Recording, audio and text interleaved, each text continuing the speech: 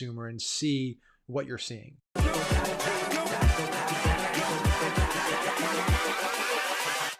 Hold up. The amount of ads for info products is overwhelming, right? It's an overwhelming amount of info product ads, and they are all the same, right? Every one of them is the exact same thing.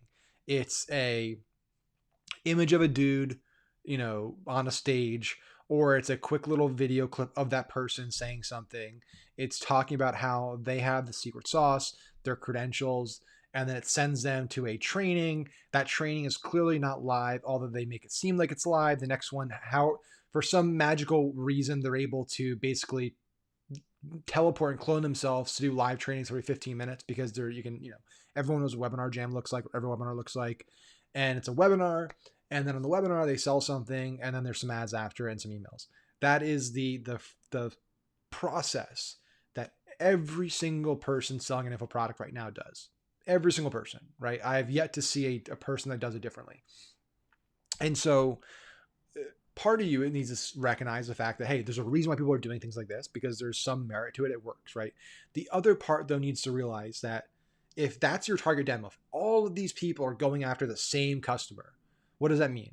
It means that your target customer is seeing all of those ads all day long. Their feed they're bombarded on YouTube, on Facebook, on Instagram with a dozen plus of the same structure ad, the same image, the same look, same feel, the same hook, the same pitch. Everything is the same. And so what our job needs to be as marketers is to be cognizant of that and recognize that there is a serious level of ad blindness, and we need to avoid doing the exact same thing. So we need to think about is, okay, how can we stand out, right? How can we create ad creative, ad copy, a hook, an angle that truly separates ourselves from the pack? That is content that somebody who is our target audience is going to notice and pay attention to and respect and resonate with because of its uniqueness and difference. The point is that I think marketing today is less about the nitty gritty and the nuance and the hacks and the structures and the bidding and all of those things. And to me, at least this is to me and people that I know are successful that are doing this at scale, it comes down to the ability to capture and retain attention, right? That's really what it comes down to. If you can capture attention and retain that attention, you can make money. That is the entire world we live in right now is an attention economy, right? Pretty much all the biggest companies in the world are mining attention. They're monetizing attention. All people, we are the product, right? And so at the end of the day, the person that can grab attention most often for the longest period of time will win. And so the task I challenge everybody here to start doing is to spend less time every day in the nuance, in the nitty gritty, in the ads manager tinkering with stuff, and allocate more time to critical thinking, brainstorming.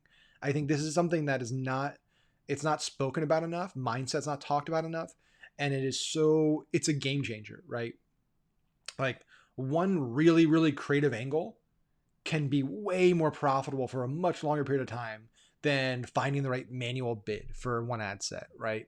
And so if you can take part of your day and set aside 30 minutes to an hour a day to just open your mind and just critically think, just brainstorm, just throw ideas around your head, just start thinking about your industry and your business, thinking as your customer, thinking about like the stuff that you interact with as a consumer, the things you love, the things you talk about, things you share, experiential stuff, and start just throwing ideas around, right? There are a lot of going to be stupid ideas, but you need to start thinking that way because in my opinion, that is what separates the 1% from the 99% when it comes to businesses.